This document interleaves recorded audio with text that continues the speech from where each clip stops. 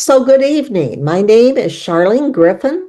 I'm president of the League of Women Voters of the Villages Tri-County area. Tri-County we refer to as Lake, Marion, and Sumter counties. Sumter County is in Florida Senate District 11.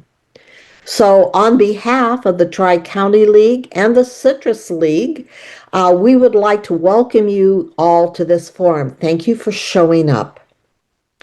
The League of Women Voters is a trusted, nonpartisan organization, and while we never endorse a candidate or party, we are directly involved. I didn't know Please how. turn off, please mute. We are directly involved in shaping the important policy issues that keep our community and state strong. As League members, we have opportunities to educate ourselves and others on local, state, and national issues.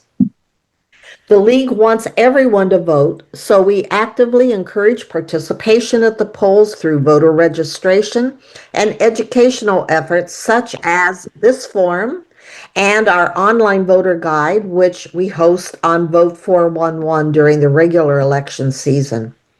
In addition, many of our state and local leagues, including Citrus and Tri-County, have a speaker bureau, and we offer educational presentations to any interested organization on a wide range of topics.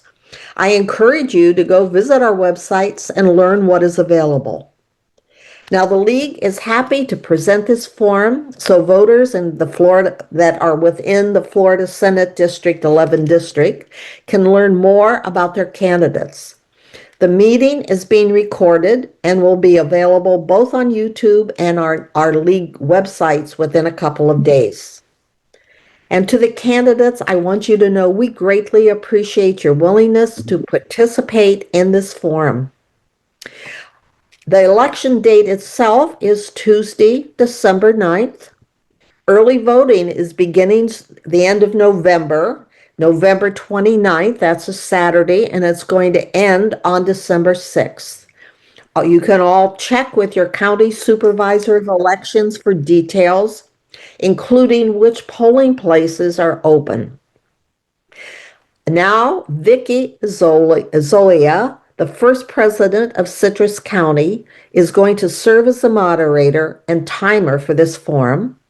I will assist tonight by monitoring the chat, and I will ask the candidates questions raised as time permits at the end. At this point, I want to turn the forum over to Vicki. It's all yours, Vicki. Hi. Thank you, Ash Marwah and Ralph Masullo, for being here with us tonight. Each candidate is going to give an opening statement of up to 3 minutes to explain his qualifications and interest in holding the office. This will be followed up by questions with each candidate, which I will be asking you, having the opportunity to respond for 2 minutes. And we will flip so that we take turns. Everybody gets the same amount of turns. Can everybody see the timer? Yes. Ash and Ralph, you can see the timer. Okay. That No, will count down. You can't see it? I don't see it, but you can let me know when my time's up. It's fine. Okay. I'm not All sure right. what the timer is, but it's fine.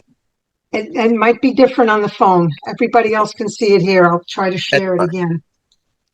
All participants. Okay. Well, yeah, I see it says timer at the bottom. I don't see any time on it. So we're going to start off with 3 minutes for opening remarks. And after the opening remarks, we will rotate the order for questions, and then you will have 3 minutes for a closing statement. If the audience has questions for the candidates, they will enter them in the chat, and Charlene will take over there to ask them at the end as time permits. So, Ash Marwah, you are going to have the first opportunity for your opening remarks. Are you ready? Yes. Okay. All right. I'm running in this election to make life a little bit better for Floridians. I have seen too many things going the wrong way. More than half the families in the district are living paycheck to paycheck or from Social Security check to Social Security check. It is really difficult when the grocery prices go up, housing costs go up, electricity goes up. We have to do something to support these people who are living in the district. It has actually gotten so bad that 1/4 of the population of Florida is considering moving out of Florida. This was the poll released by Florida Atlantic University just the other day. And not only that, there's another quarter population that is thinking about moving out of Florida. That's half the population of Florida that is not happy with the situation the way it is. So what I want to do is reduce homeowners insurance premiums so that we can at least reduce housing costs for people. If I can succeed in that, I want to expand Medicaid in Florida because all the fight that is going on in Washington, D.C. about health care, and people are losing health care in Florida. So Medicaid, expansion of Medicaid will cover some of them at least. I want to improve public education in Florida. There are 2.8 million children in public schools. I want to help improve the public education by raising teachers' pay. Teachers' pay is 50th out of 50 states, and we have a shortage of 7,500 teachers in public schools. I want to raise the pay so at least we can fill all the positions that are open. I want to protect the environment. Florida is beautiful. I want to make sure it stays beautiful. We have issues, and I experienced it personally as a civil engineer when they were planning on building the Northern Turnpike extension 3 years ago. And I brought it up, and fortunately, the Turnpike Commission agreed and they abandoned that project, and instead they're widening I-75. That worked, but right now there is the Suncoast Highway being built, and it is going right through literally the Florida Springs. And I want to make sure they don't dig in the Florida Springs. So I want to protect the environment. So healthcare costs, housing costs, schools, and environment. Those are the four things. Thank you. Okay. Thank you. And now you have 3 minutes, Mr. Masullo. Thank you very much, Vicki, and I want to welcome everybody that is on this Zoom call tonight. My name is Ralph Masullo, and I'm the Republican candidate for Senate District 11. I have spent the last 8 years in the Florida House of Representatives, and during that time, I was very fortunate to serve as chairman of State Affairs and Education, as well as Education and Employment. During that time, our state made some great progress as far as cleaning up our environment. One of my favorite bills that I had was actually an aquatic preserve designation off the coast of Pasco, Hernando, and Citrus counties. It involves over 200,000 acres of seagrass, which serves as a carbon sink as well as a resilient factor for storms in our areas of our coastal counties.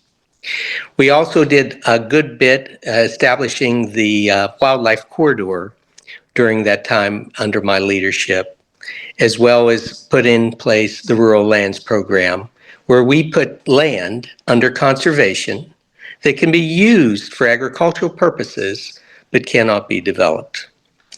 I also have a priority of protecting our environment and keeping our state winsome. I think the thing that I've done most in my life and that is my most, I would say, highest priority is being a father. And as a father, I have a sensitivity to my children and where they're going to live and what their future is going to look like. And that's one of the reasons that I've prioritized education in our state. Florida now leads the nation in educational freedom, empowering our parents to make choices that are appropriate for our kids as far as where they'll go to school, what they'll learn. But it's more about making them adaptable and dynamic for the future that they will face very, very soon. Our world is changing at an exponential rate. Whether we like those changes or not, we need to face them. And those changes are going to be able to be endured not necessarily by our generation, but by our children. The next thing I want to prioritize is our economy. Florida leads the nation in economic growth, and I want us to continue to be a leader. I want to try to recruit clean industry into our state, industry that will employ people, good jobs, be able to actually attack affordable housing in such a way as to make people able to afford more. I'd like to reduce taxes, and we've worked hard to do that in the past. We eliminated the commercial rent tax, and hopefully in the future we'll be able to eliminate homestead taxes with property. Okay, perfect. And now we will go to the questions. And Dr. Masullo, you'll be answering this one first. The question is, what would your top 2 priorities be if you're elected as senator? Well, my first priority is to continue to expand educational freedom in our state. And what I mean by that, Vicki, is that we need our kids to be able to be adaptable and dynamic. Now, the way we do that is to assess their aptitudes very early on.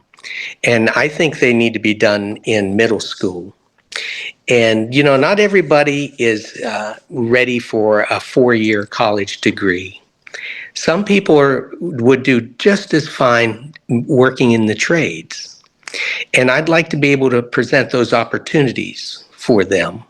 Now, a lot of schools can't afford the labs and the various other resources that are required to actually promote skills training. But in conjunction with what we're doing with our state colleges and universities, I believe we could make those opportunities more accessible to our kids. To be able to do that, we're going to have better teachers that we're going to bring up through apprenticeship programs like the one we have in Southeast Florida currently. Also, and I agree with Professor Marwah that we need to increase our teachers' pay.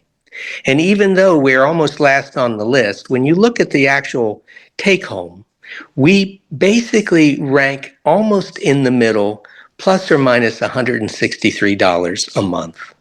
But that still isn't good enough. I'd like to see us be more towards the top 10. But when we look at teachers' pay and when we look at our education system, even though we're down below a good bit of people in teachers' pay, our education system is almost second to none. We rank state in the states number 2 in K through 12 and number 6 overall. Where states like Pennsylvania that pay a lot more rank 41st overall and 39th in education. So those are my 2 top priorities. Thank you.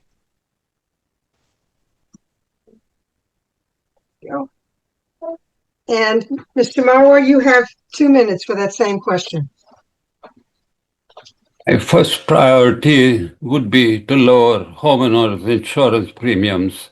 And to do that, the Democrats in the Senate have made several proposals, and I support all of them, to lower homeowners insurance premiums. What we really have to do is start a non-profit insurance company to cover hurricane losses, and then your own insurance company will cover fire and theft insurance. Once that is done, the premiums will drop like a rock. And that's what I am aiming to do. That's as a first priority. And my second priority is to improve public education for 2.8 million children in Florida by raising teachers' pay. We cannot be at the bottom of the pile in teachers' pay anymore. And the voucher program is siphoning money out of the program with fraud, abuse, and that money has to be returned to public education. It's $2.5 billion.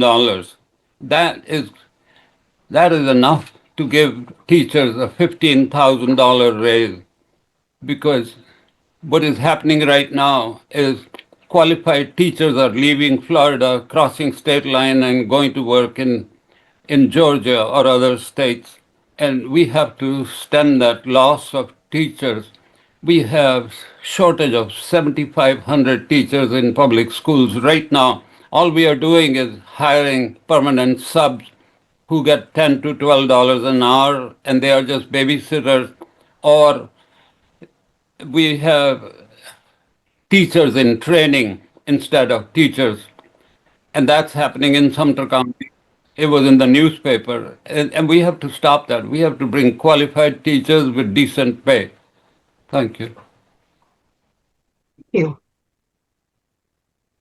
Yes. The next question, and this one, Mr. Marwah, you go first with this. There is considerable development planned for the Nature Coast in the coming years. What can be done on the state level to ensure that the rights of businesses are balanced with local control to protect the environment? What we have to do is allow independence to Florida Department of Environmental Protection. We have PhDs working there, allow independence and control over environmental protection to science. What we have happening is we have a Senate committee that oversees environmental protection in Florida, and the environmental laws are routinely ignored. I saw that happening when they were proposing the Northern Turnpike extension. It was an 80 miles of road going through rural areas. There was no concern for any wetlands or anything in the way of the road, and they were going to build it regardless. And this is what is happening right now on the Suncoast Highway. They have a proposal to dig up 300 plus acres for sand for the highway.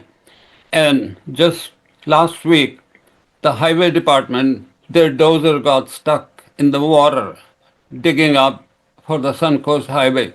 They had to bring a crane to get their own equipment out of the water. This is Crystal River, Kings Bay Spring. This is right in the heart of the spring. We really have to be careful not to disturb the ecology over there. And not only that, I see this landfill in Bushnell. It is stinking. It is making people's eyes water who live in that area. And no one seems to be able to do anything about it. They have applied to FDAP, the environmental protection, and nothing is happening, but people are suffering. I think we have to let science take over now. Thank you. Okay, Dr. Masullo, same question. Can you repeat the question again for me, Vicki? Sure. So I can. There is considerable development planned for the Nature Coast in the coming years. What can be done on the state level to ensure that the rights of businesses are balanced with local control to protect the environment? Right. That's what I thought I heard the initial question was. It is a problem that we're having, but it's a good problem because it's a problem based on the fact that people want to be in our area. But it's also a multifaceted problem, and a problem that we have to approach in several different directions. First of all, I think a lot of the problem has to be handled at the county level. County commissions have to make sure that they have a good comp plan that they need to review regularly so they can actually designate certain areas for development and certain areas to have no development. And that's extremely important, particularly as our climate is changing. We're having different periods of weather that create obstacles for growth. Those obstacles oftentimes are regarding our drainage and our infrastructure to actually handle that drainage.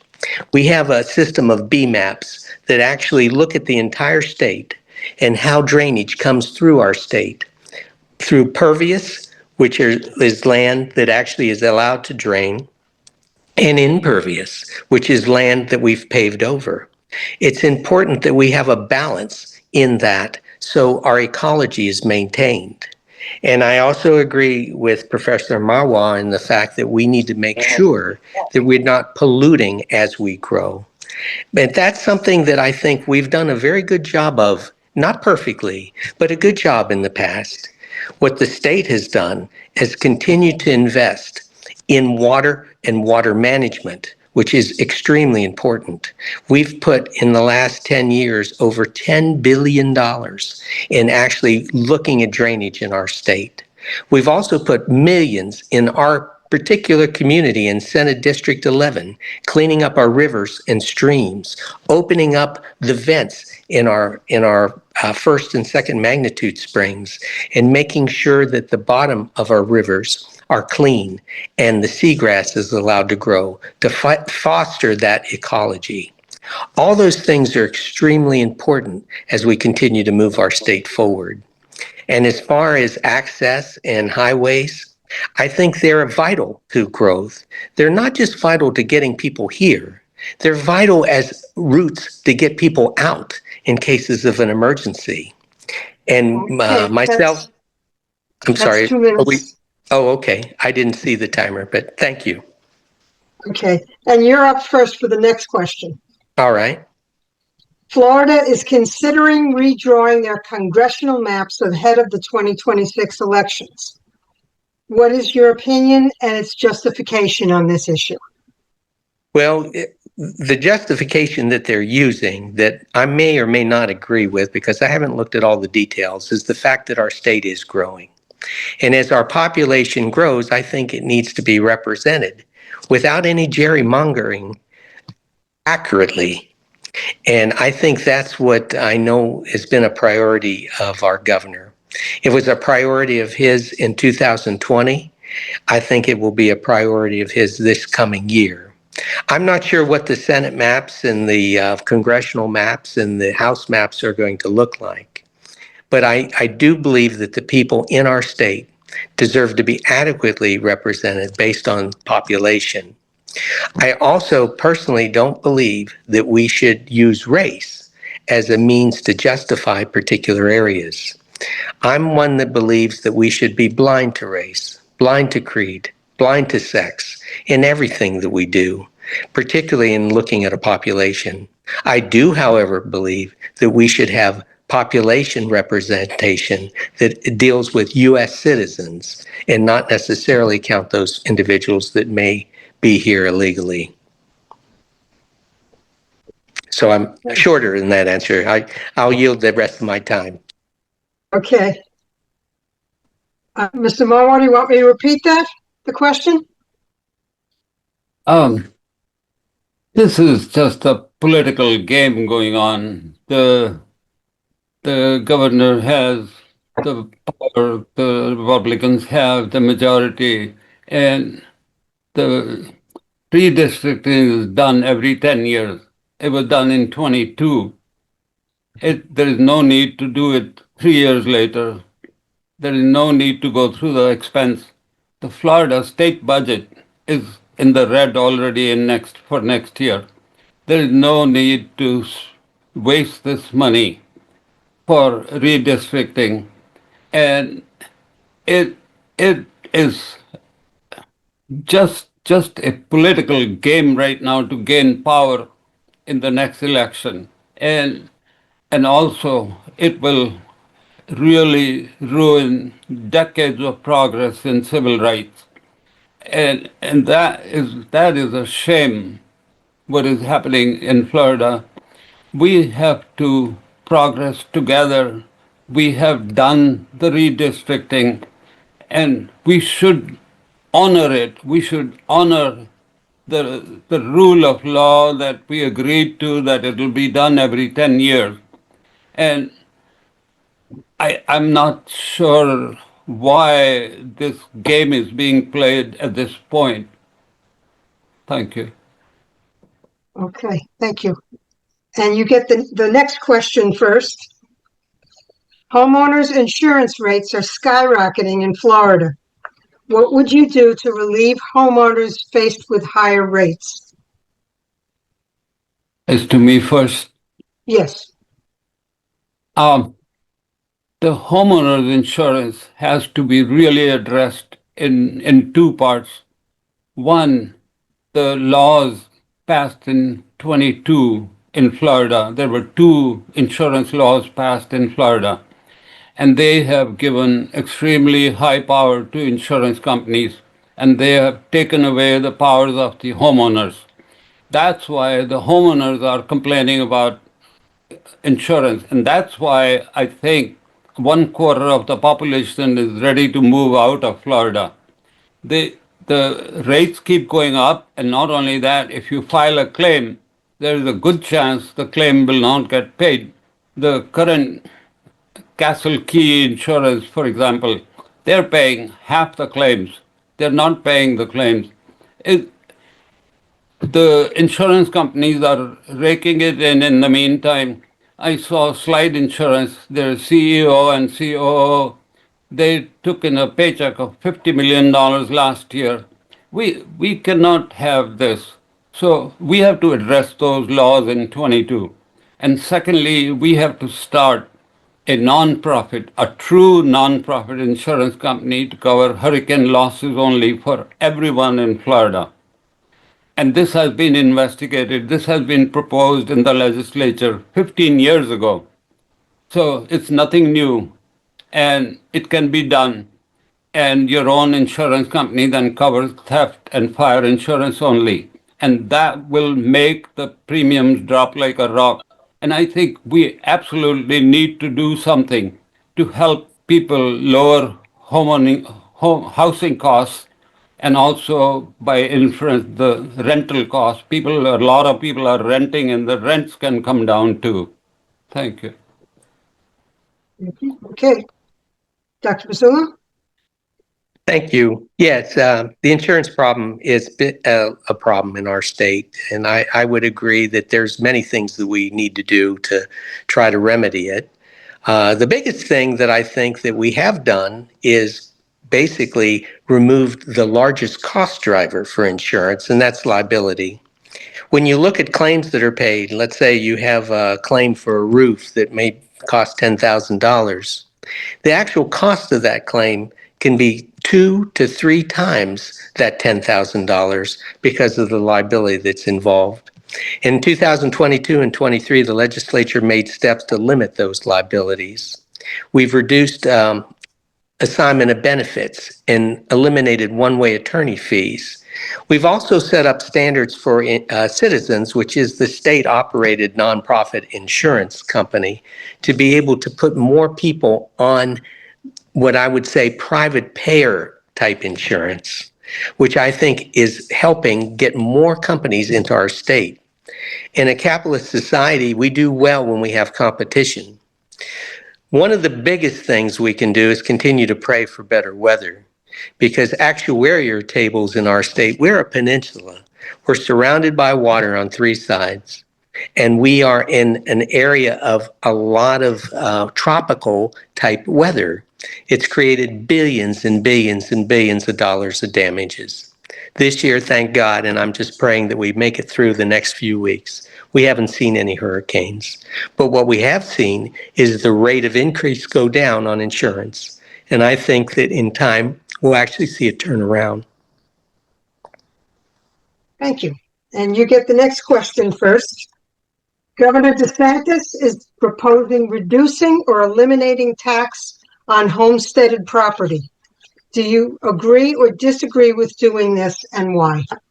Philosophically, I agree 100%. You know, if our founders that participated in actually setting up our nation 250 years ago were told that they were going to have to pay tax forever on their houses, we may not have gotten the militia volunteers that we had to actually be able to defeat the British.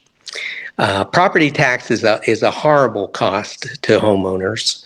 And the issue with it, though, is we need to fund government. The primary role of government is to keep our people safe, is to provide for that way of life that we treasure so dearly, to promote our freedom and our liberty and our pursuit of being able to actually enjoy what we're doing.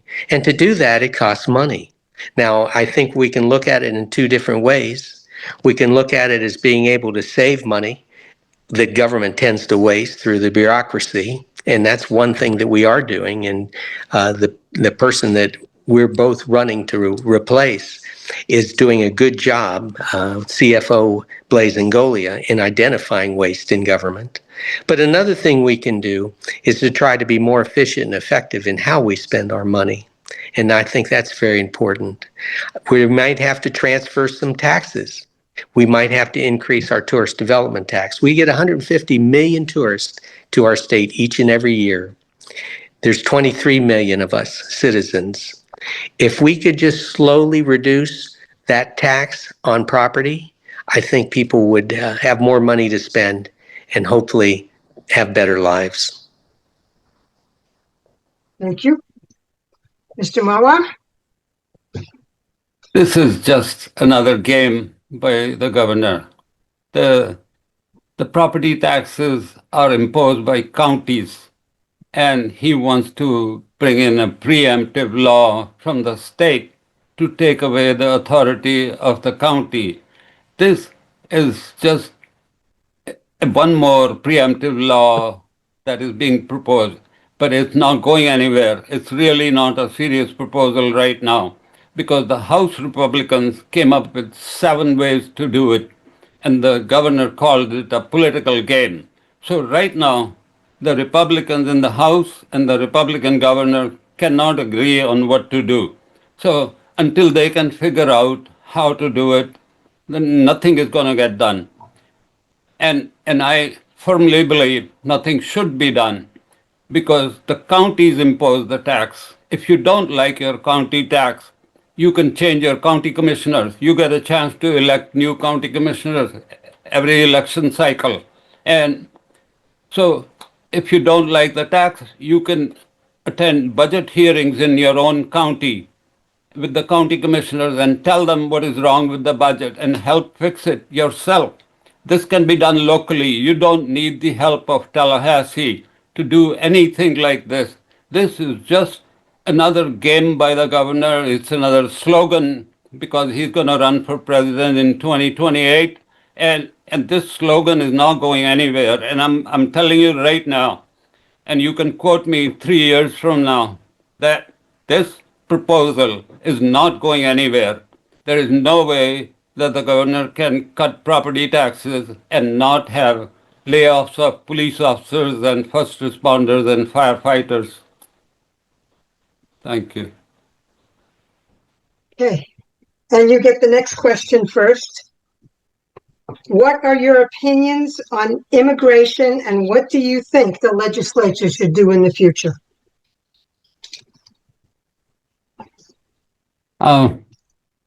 For immigration, right, I am first. Yes. We should not be permitting undocumented migrants in the first place. I agree 100% that that should be done. But I don't agree with how Florida is going about doing it. The migrants is a federal problem, and detaining migrants is a federal problem. We should not be wasting state dollars. All these efforts to detain migrants in deportation depot or alligator Alcatraz. All these expenses are going to come to roost next year when the state budget is in the red and you're watching this money that has been spent already. And this is wasteful spending. And what we can do is make state law to punish employers who employ undocumented workers, hurt the employers who hire undocumented migrants. And that will stop the migrants. If the migrants cannot find a job, they won't come here. And that's the way to do it from the state level, but not spending state money to detain them. The next year's budget is going to see all kinds of problems. And then the Medicaid cuts that are coming through the one beautiful bill, those cuts are going to be drastic, and they're going to destabilize the state budget in 2027. This has to be addressed properly and not waste any state dollars on unnecessary efforts. Thank you. Thank you. Dr. Masullo? Yes, thank you, Vicki. Well, we're a nation of immigrants. My grandparents came here from Italy. They came through Ellis Island, and I'm sure many of you and many of the people you know have come from somewhere. And in Florida, by and large, most of us are not from here. Our children are, and they're Floridians, but there's few people here. You know, our state has been blossoming with growth. I agree. People that are here illegally shouldn't be here. And we have been a magnet in our country for individuals, and you can't really blame them. They're coming here for economic opportunity. They're coming here for health care. They're coming here for asylum. And they have, in the last administration, actually just jammed up the system. But what's horrible about that is so much crime and drugs have also come into our country. Human trafficking, fentanyl, and other types of crimes that have just hurt our population.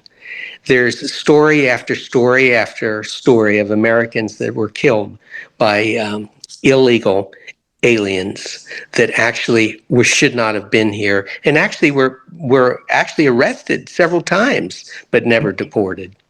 So I agree we should help the federal government, when it is a federal type issue, enforce the laws. But I also believe that the federal government, at some point in time, needs to look at comprehensive immigration reform. That will not be easy, but it's something that we need to do as a nation to get us to continue to move forward. Okay, thank you. And you get the last question first. Okay. How should the Florida legislature address the budget shortfalls experienced by local school districts in 2025? All right. Well, like all questions, this one I think has a little bit more relativism than most. The Florida legislature, by and large, doesn't believe there's a shortfall in education. And there has been some allocations that went through the voucher system. It was about $47 million that was allocated in ways that needs to be brought back. But the budget we spend for education last year was $29.5 billion. When we continue to increase the amount of money that we put in education each and every year. But my mother used to always tell me that the proof is in the pudding. And when we look at education in our state, we were number one in higher ed for 10 years in a row. We lost that a little bit in the last year or two. A lot of had to do with COVID and some of the effects that were lingering from that. In K through 12, we've made great progress, and our kids are doing better than ever. But I think by incorporating AI and some of these other tools that actually serve as tutors to our children and teachers' aides to our teachers, we're going to see our state thrive, and we're going to see reading for third graders improve and math for fifth graders improve. and it's going to take investments on that. So I don't see it as a shortfall. I see it as growth pains, and those pains will bring us to where we need to be. Thank you. Same question, Mr. Marwah? There is a real shortfall because of vouchers.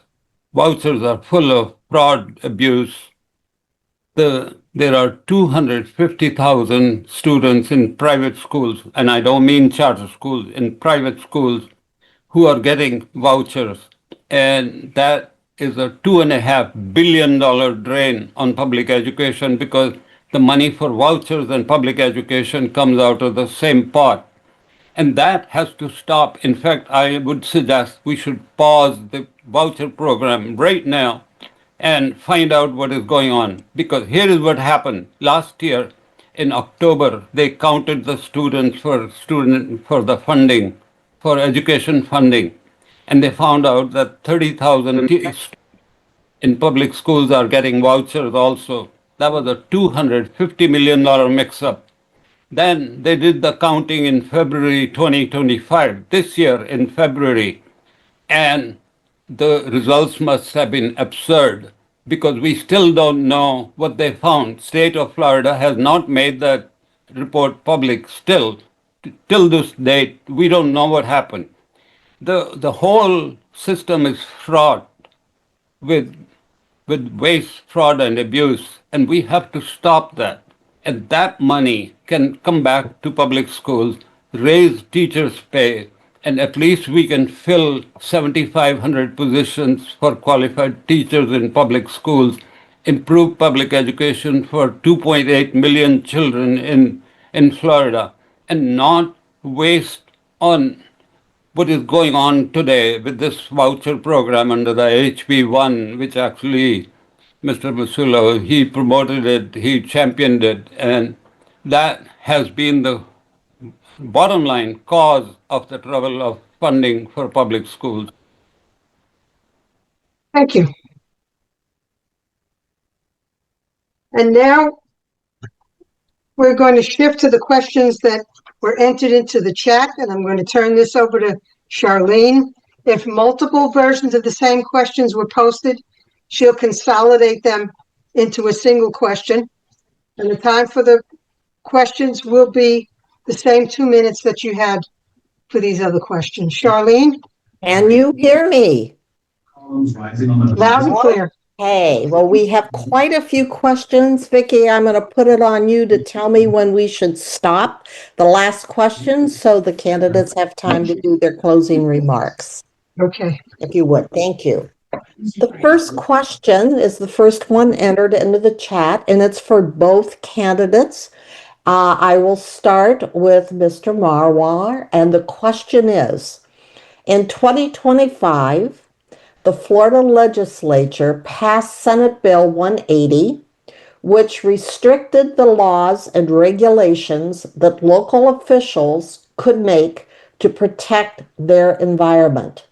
What are your thoughts on these sets of laws that were referred to as Senate Bill 180? And I will start with Mr. Marwah. This is just another preemptive law that the state has brought in to take away the powers of the local authorities. And this is absolutely wrong. We cannot keep doing these preemptive laws.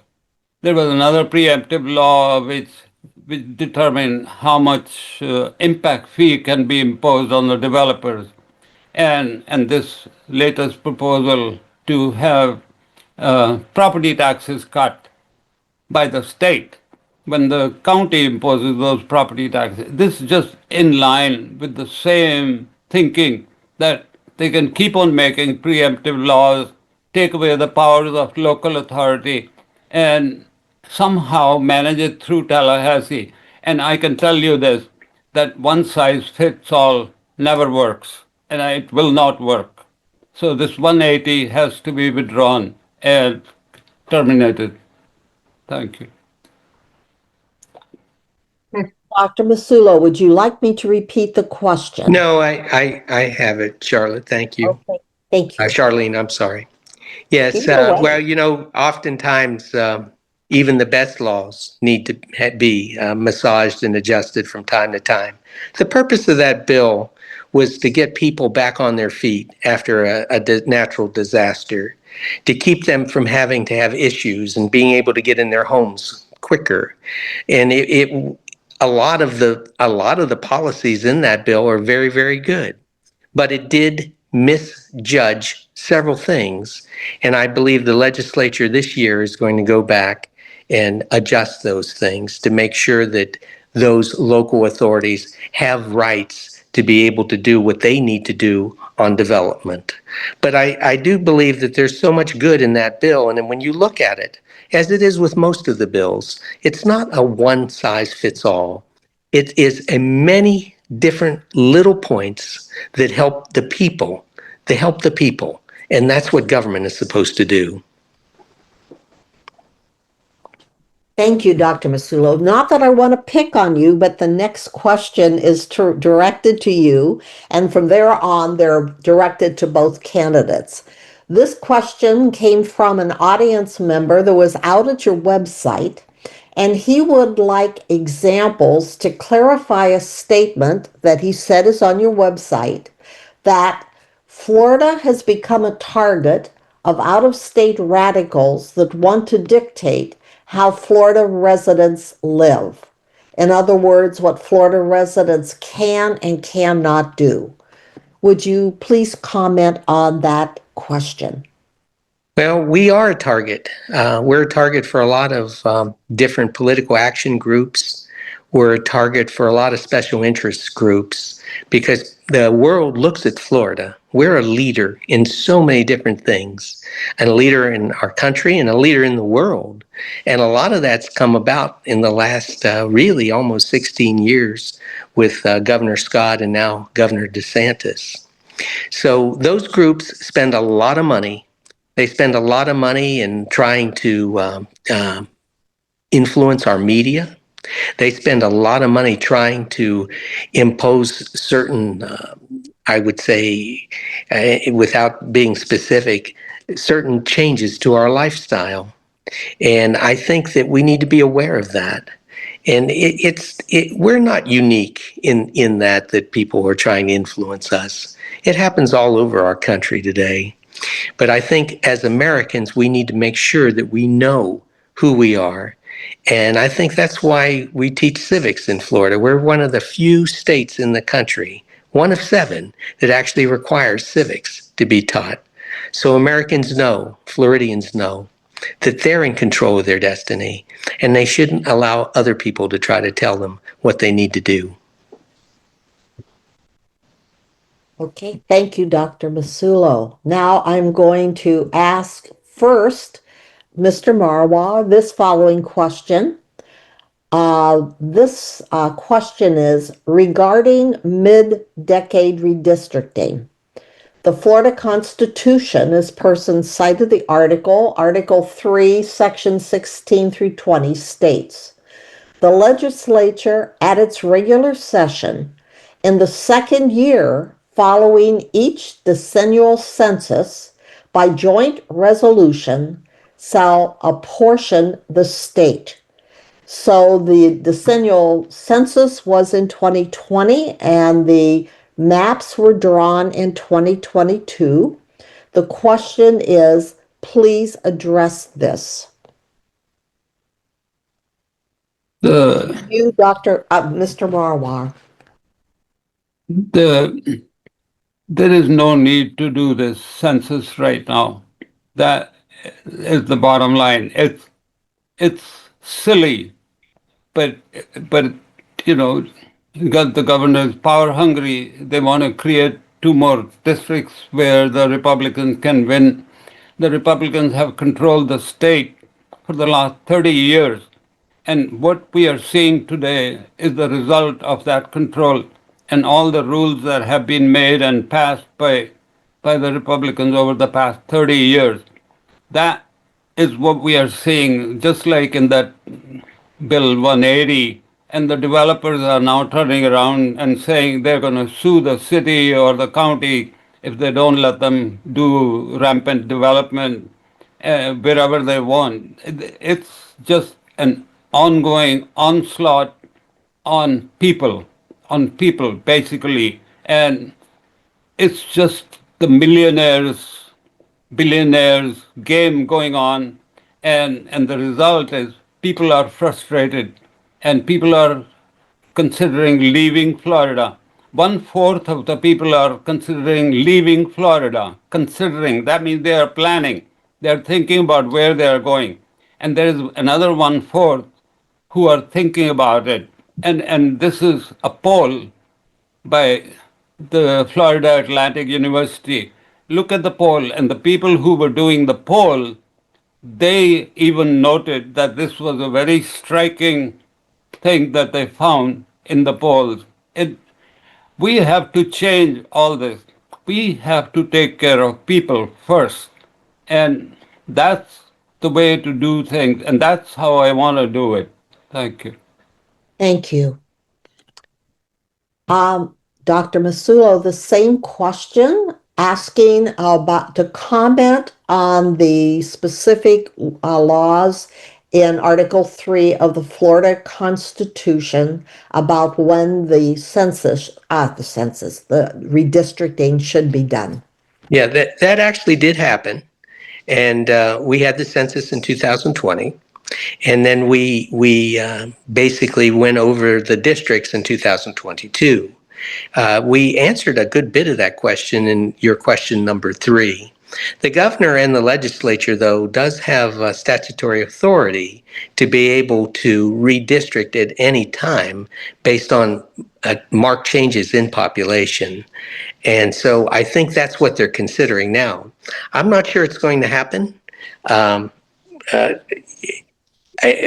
Whether it's political or not, I'm not going to comment on that because I don't know all the facts as yet, considering I'm not in the legislature right now. But I will tell you that I know it's being carefully considered. Okay, thank you. I will ask you the next question so we can go back and forth, Dr. Masullo. This question, an audience member is concerned that tax money for education is going to private schools in the form of vouchers, and they would like the 2 candidates to comment. Okay. Well, I think we both addressed this also, myself and Professor Marwah. But I will tell you, we don't send money to schools. We send money to parents. Those parents make choices on what's best for their children. And I would just challenge anyone that would disagree with that to look at the evidence and come to our committees and listen to the stories of families who have been able to adapt their children to the education that they feel is best for them. Our job isn't to promote any institutions in government. Our job is to take care of the people. And those people have children, and those children deserve an education that fits their adaptability, that fits their interests, and it fits their needs. And those needs differ. Sometimes public education is perfect and best. I'm a product of both public education and private education. My children had attended a private Christian school. That was our choice for them. They got a wonderful education. The parents should have the opportunity to decide in the power. We shouldn't just have education be a choice of only the wealthy. They should be of everyone in our state. And that's why we created the voucher system. And that's why we're number 1 for education freedom. And that's why we continue to improve nationwide in what we deliver in both K through 12 and higher ed. Thank you. The next question is also on education, and I'm going to start that with Mr. Marwah. And this question is, should accountability, both fiscal and a system of assessment, be established for private schools that accept scholarship state funding, similar to the accountability placed on public schools? Mr. Marwah. Absolutely, it should be done, but the reality is what is happening is 250,000 students in private schools, and again, I want to clarify, not charter schools, in private schools, who never went to public schools in the first place. There was no school choice. They are getting the money for from the vouchers. That's a $2.5 billion drain on the public education. And that has to come to an end. That has to stop. The, the public education is going downhill. The all these assessments that you hear about, and I am a volunteer myself in one of the schools, and I see it on the days of the assessment, half the students don't show up. So what you're seeing, the assessments, they are faulty assessments. I've been a volunteer for 8 years. I see the level of education going downhill. And yes, we are paying the tuition for private school students through our school taxes, because the way the voucher system is working, you pay your school taxes and part of that money is going to pay the vouchers for the students in private schools who never went to public schools. So there was no school choice. They were given a gift. This was a gift from the taxpayers. And that's what I call it, a gift from the taxpayers. And that has to come to a stop. That's fraud abuse in the voucher program. It just should not be allowed to continue anymore. Thank you. Thank you, Mr. Marwah. Okay, Charlene, let's do one more question. Okay, I have to ask this one to Dr. Masullo. The same question: should accountability, both fiscal and system of assessment, be established for private schools that accept scholarships similar to accountability standards placed on public schools? Some. I believe in some, and I hope you don't think that's me trying to dodge your question. Certainly in assessments, and which we have, and whether or not that some people may not think that they're accurate, I actually think they do. A high school degree is a high school degree. Whether you get one through a charter school, private school, public charter school, however you get it, that degree basically means that you met the requirements that our state has set up to graduate from high school. And we don't want our high school degrees to be different either. We want, if you want to be a nuclear scientist or you want to be a plumber, it doesn't matter. We'll have different graduation requirements massaged as we go along. We'll have perhaps more industrial certifications. I'd like to see more requirements for those in our degree program.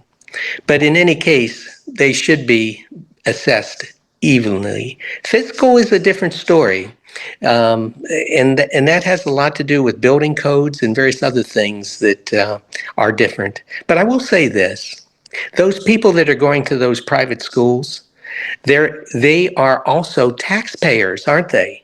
They're paying tax, just like everybody else is. And as I said before, the money doesn't go to the institution. It follows the child.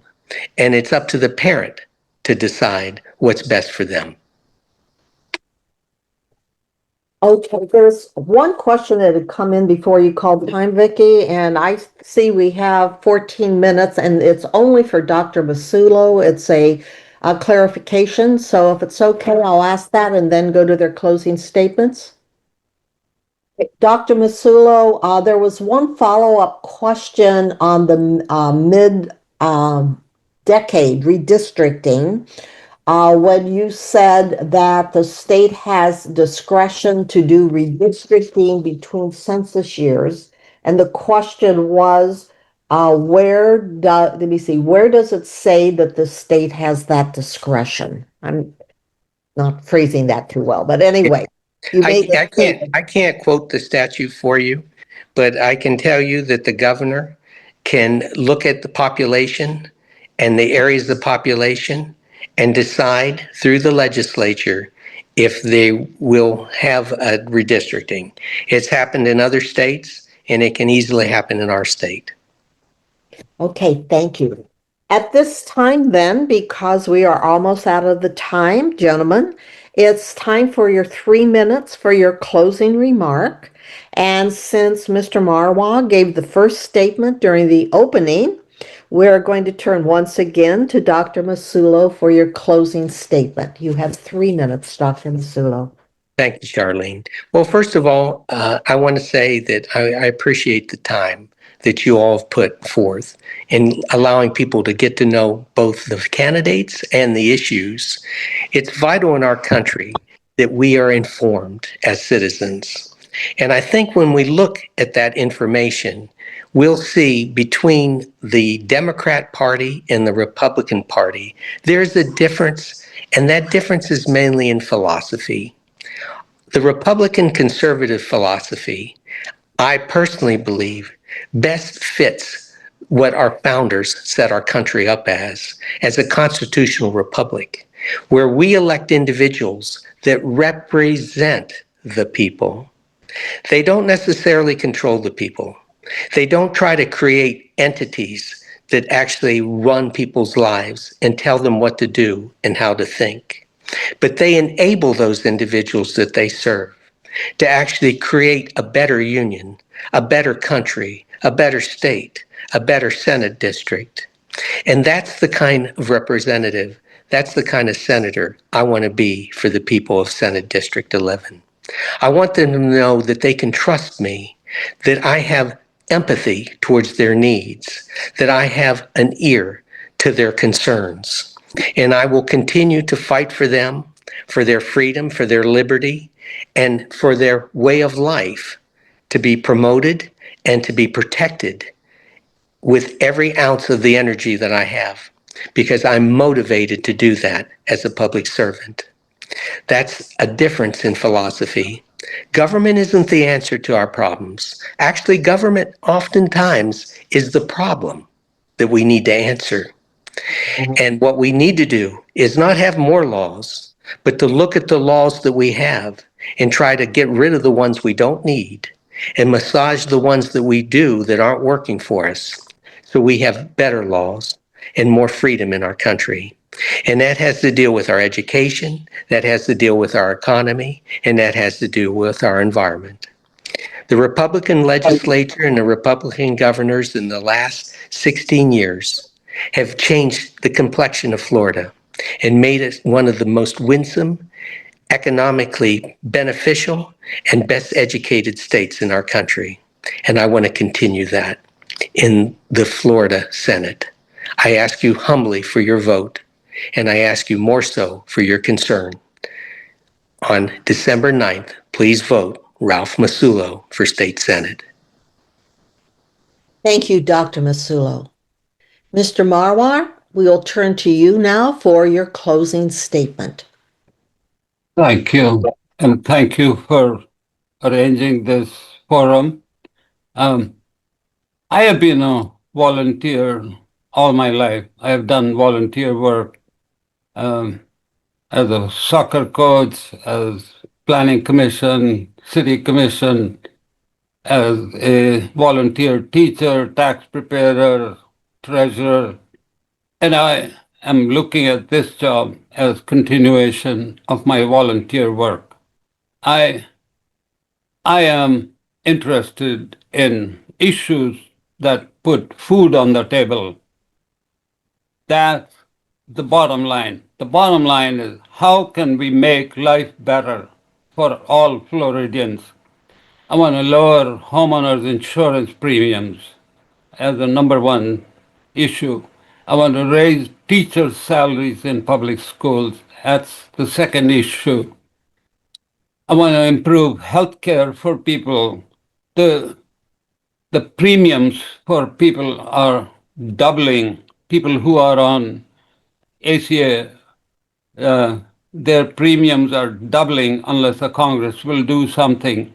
And when the premiums double, in Florida, 1.3 million are going to drop their insurance because they simply cannot afford it.